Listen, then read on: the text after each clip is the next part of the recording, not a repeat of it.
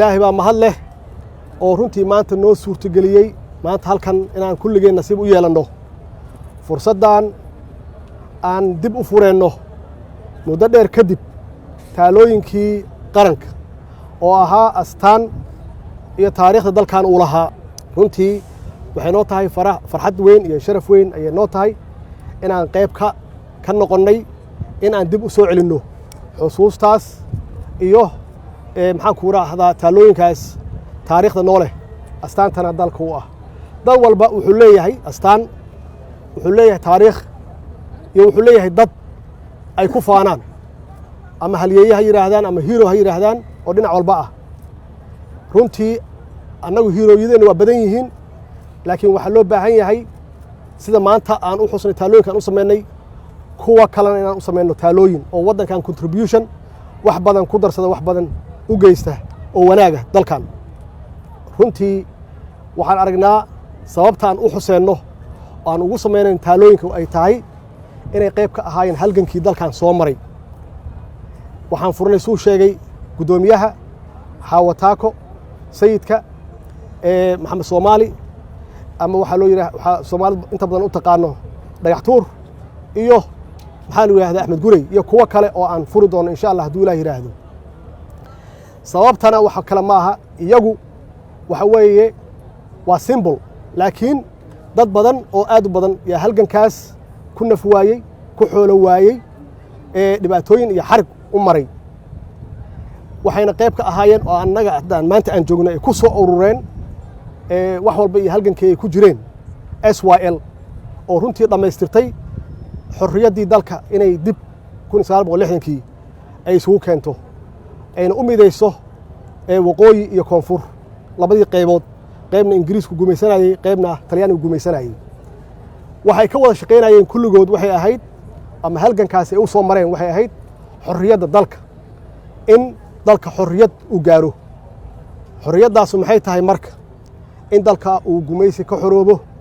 dalka inuu qabjab ka xoroobo dalka iyo dadku inay quursi ka xoroobaan iyo weliba tan ugu muhiimsan dadku qabyaalad inay ka xoroobaan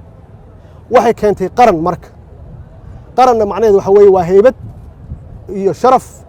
iyo mansab iyo maamuus qof walba oo Soomaali ah adduunka laga yaqaan magaciisa meel alla meeshu tagana ee sharaf iyo soo dhaweyn iyo karaamo uu ka helo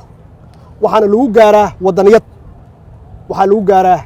midnimo yaa lagu gaaraa muddadii aan intaas haysanay waad ogtihiin Soomaaliya kaalmaha ay adduunka ka galaysay iyo meelaha muhiimka ee adduunka uga jirtay iyo qadarinta iyo sharafka iyo karaamada adduunka ku lahayd waxaana intaasna gaarsiiyey waxay ahayd qarannimo iyo lagu raadiyo wadaniyad maaha qabiil ma ah maxaa yeelay markii aad qaran raadinayso waa inaad wadani aad tahay oo aad ka hadlayso dalkoo dhan kan ku gumaysanaya ama kan raba inuu hoos ku dhigo kuma imaanayo haddaa qaran tahay laakiin waa ku hawaysan haddaa qabiil tahay maxaa yeelay gumaysigii halkan imaanayay naftigoodu haddii Soomaali qaran ay ahayd ama qaran ay lahaan lahayd maysan imaadeen laakiin waxay ogaayeen Soomaali inay qabiil u qaybsan yihiin intaas aan qarannimada aan haysanay qarannimadeena ay xoog lahayd midnimadeena ay xoog lahayd dadkeena wadaniyadoodii ay xoog lahayd iyo midnimadoodii waxaan gaarnay meel annagu aan Afrikada kale wax ku tarno oo aan gacan ku siino kuwa naga hooseeya kuwa raadinaya inay xorriyadooda helaan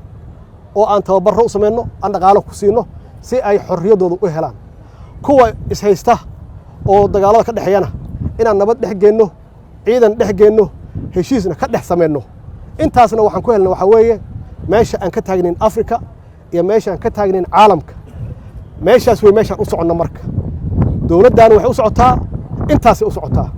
waxay ka hadlaysaa waxa weeye in qarannimadii la xoojiyo in lagu dhiso qarannimada wadaniyad lagu dhiso midnimadii la soo celiyo dhalinyarada marka waxa weeye dhalinyaradii hore idin kama fiicnayn laakiin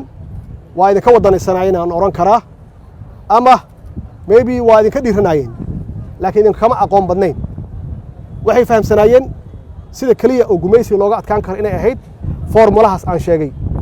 maantana annagu haddaan nahay dawladdii waa ku dhiirigelinaynaa dhalinyarada cid walba muwaadin waa ku dhiirigelinaynaa waan ku faanaynaa taariikhdeenii hore aan soo marnay oo ahayd intaasaan sheegay oo inaan adduunka meel fiican kaga jirnay haddana meeshaan u soconnana ay tahay adduunka inaan meeshii iyo meel ka fiican aan higsanno waxaan ku gaari karnaa isku duubnaasho iyo wadajir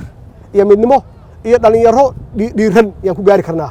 oo fahamsan waxa keliya dalkaanu ku hormari karo magaceennii iyo sharafkeennii iyo karaamadeennan ku soo celin karno